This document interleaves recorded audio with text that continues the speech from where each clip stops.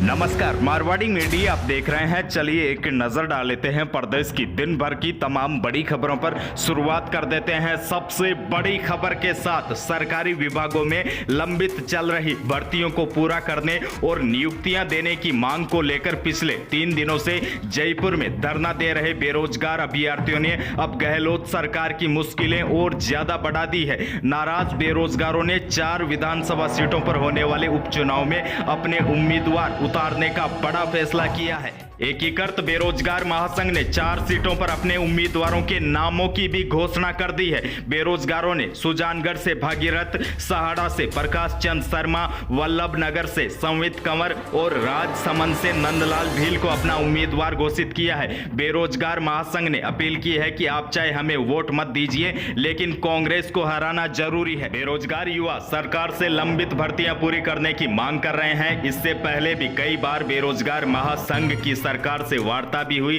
लेकिन मांगे पूरी न होते देख बेरोजगार युवा अब आर पार के मूड में नजर आ रहे हैं। बेरोजगार युवाओं का आरोप है कि कांग्रेस सरकार ने उनके साथ वादा खिलाफी की। बेरोजगारों का कहना है कि राजस्थान में गहलोत सरकार को बने 2.25 साल पूरे हो गए, लेकिन अभी तक सरकार ने बेरोजगारों से किया गया एक भी वादा नहीं निभाया। प्रदेश की दूसरी बड़ी खबर आपको दे दे। जयपुर अंतर्राष्ट्रीय एयरपोर्ट पर बुधवार को कस्टम विभाग ने बड़ी कार्रवाई को अंजाम दिया है। कस्टम विभाग ने सुबह शारजाह से जयपुर आई फ्लाइट संख्या G9 435 से एक यात्री को पकड़ा है। हिरासत में लिए गए यात्री से कस्टम विभाग के अधिकारियों ने 10 लाख रुपए की तस्करी का सोना जब्त किया है। कस्टम विभाग ने आरोपी यात्री से तस्करी के सोने के 2 बिस्किट बरामद किए हैं। 24 कैरेट सोने के 2 बिस्किट का कुल वजन 200 ग्राम बताया जा रहा है, जिसकी अंतर्राष्ट्रीय बाजार में कीमत करीब 10 लाख रुपए बताई जा रही है। प्रदेश की अगली बड़ी खबर आपको दे दे। जोधपुर जेल में आजीवन कारावास की सजा काट रहे आसाराम की तबीयत अचानक बिगड़ गई। सीने में दर्द और सांस लेने में तकलीफ के बाद आसाराम को मंगलवार देर रात मथुरा दास माथुर अस्पताल में भर्ती कराया, जहां उनके स्वास्थ्य की जांच की गई। फिलहाल उनकी सेहत में सुधार बताया जा रहा है। डॉक्टरों का कहना है कि जांच रिपोर्ट आने के बाद ही पता चल पाएगा कि आसाराम को क्या तकलीफ है। आपको बता दें, जैसे ही आसाराम की तबीयत बिगड़ने की सूचना उनके समर्थकों को मिली, उसके बाद MDM अस्पताल में भारी तादाद में उनके समर्थक पहुंच गए।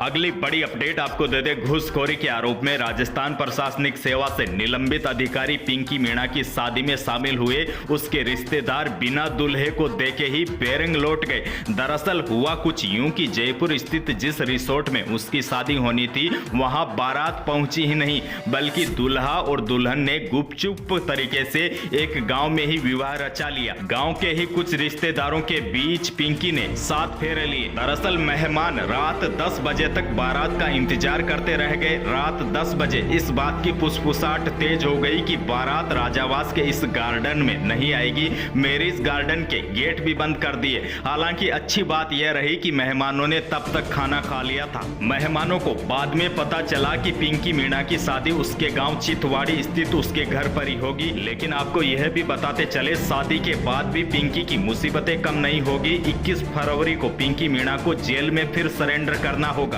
अगली बड़ी खबर की बात करें तो देश में पेट्रोल और डीजल की कीमतें दिन ब दिन बढ़ती ही जा रही है। आज लगातार 9वें दिन पेट्रोल और डीजल के दाम बढ़े हैं।